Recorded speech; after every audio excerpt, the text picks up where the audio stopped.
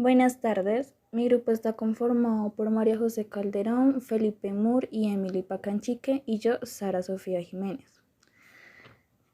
Hablaremos sobre el poder de los medios.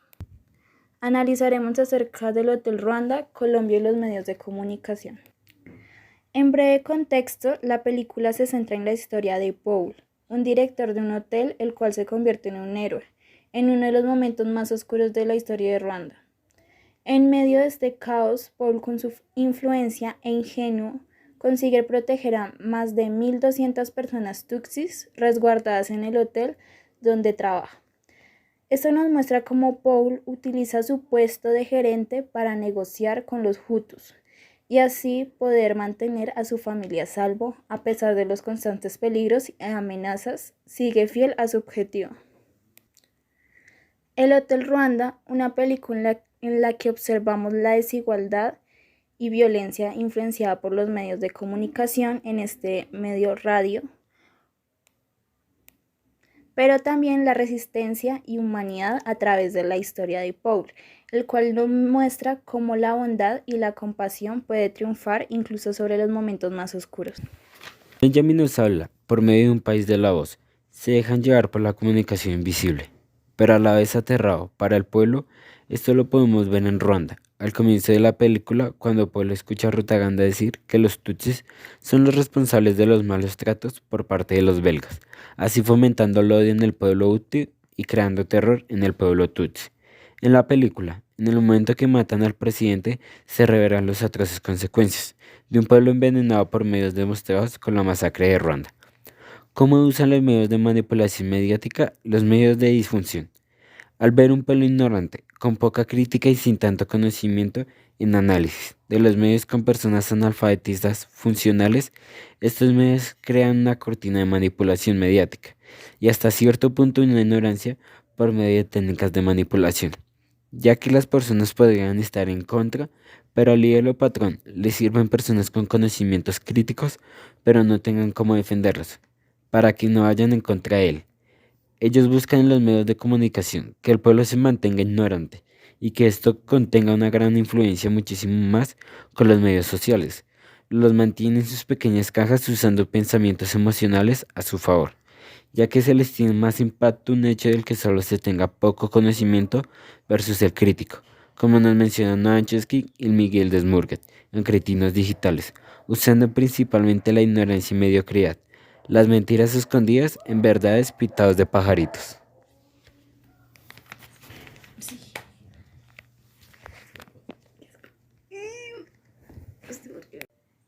Walter Benjamin fue un destacado filósofo y crítico cultural conocido por sus escritos sobre la sociedad moderna y la cultura de masas. Por otro lado, Noam Chomsky es un reconocido lingüista y activista político que por medio de su tesis analiza la manipulación mediática.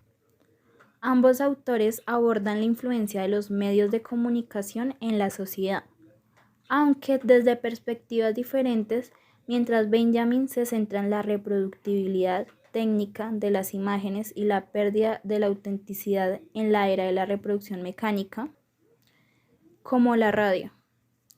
Chomsky se enfoca en la propaganda y la manipulación. Tanto Benjamin como Chomsky analizan la influencia de los medios de comunicación por medio de la propaganda o noticias, como utilizan para difundir la información falsa con el fin de influir a la opinión pública, difamándola o provocando odio, como ocurrió en Ruanda. Usando métodos de manipulación mediática como la estrategia de distracción, desviando la atención del público de los problemas importantes de nuestra sociedad y las decisiones que se toman por las élites. Mantener al público en la ignorancia y la mediocridad, tratándonos de mantener en la ignorancia con la tecnología y alejada de los conocimientos necesarios para no estar bajo control. Conocer a los individuos mejor de lo que ellos mismos se conocen. Por medio de los teléfonos, ahora las personas que desean controlarnos conocen mejor nuestros gustos, intereses y modas, ya que nos analizan mediante nuestras interacciones por medio de nuestras redes sociales, como TikTok, Instagram, YouTube, incluso por medio de nuestras búsquedas. y con esto sabrán cuál es nuestro tipo de interés y sabrán mejor manejarnos. El poder de la voz por los medios de comunicación lo podemos ver reflejado en el desplazamiento forzado de los indígenas que viven en zonas urbanas, los cuales les fueron arrebatadas sus tierras y fueron denigrados a una vida de limosnas, al ser marginados sociales, ya que con el poder de la voz emanciparon la sociedad, haciéndolos ver como bichos raros. También lo podemos ver como los medios denigran a los extranjeros, más caso visto en los venezolanos, haciéndolos ver solo como ladrones y delincuentes que vinieron a robarnos nuestros recursos, como son la salud, la seguridad, el transporte, empleo y demás. Solo observando algunos casos, sin pensar en el resto de los extranjeros, creando repugnancia en las mentes de los colombianos, donde hoy en día nos pueden influenciar en el entorno donde vivimos y influenciar nuestras vidas. Michel Desmourget plantea la necesidad de que la tecnología y los medios digitales en nuestro desarrollo cognitivo y de nosotros los adolescentes, que el uso excesivo de pantallas y la sobreexposición a contenidos digitales continúa siendo un tema de preocupación, ya que en la pandemia del COVID-19 ha acelerado la dependencia de la tecnología en muchas actividades, tanto educativas como sociales y de entretenimiento. Se han trasladado al ámbito digital, creando una adicción por tener efectos negativos en la atención y el aprendizaje, convirtiéndonos en analfabetas funcionales. Él propone medidas para proteger nuestro bienestar y promover un uso responsable de los medios digitales. Pero ¿cuántas personas hoy en día usamos gafas? Según el informe que nos da el periódico El Tiempo, más del 80% de los colombianos usan gafas hoy en día. Gracias a la cuarentena, se han aumentado los problemas visuales por medio de las clases virtuales, teletrabajo y el mal uso del tiempo en las pantallas. Lo peor es que seguimos en las mismas de siempre. Sucede lo mismo y nos conformamos con lo que nos dicen los medios de comunicación, en vez de preocuparnos en verdad.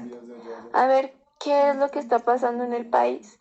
Preferimos estar una hora sentados en una pantalla viendo cuál es el nuevo trend o el chisme de la semana, lo cual no nos aporta en nada, que ver quién será la próxima persona que nos va a gobernar. Porque no solo en vez de seguir, no comenzamos a pensar y actuar. Es importante encontrar un equilibrio entre el uso de la tecnología y otras actividades que promuevan el desarrollo integral.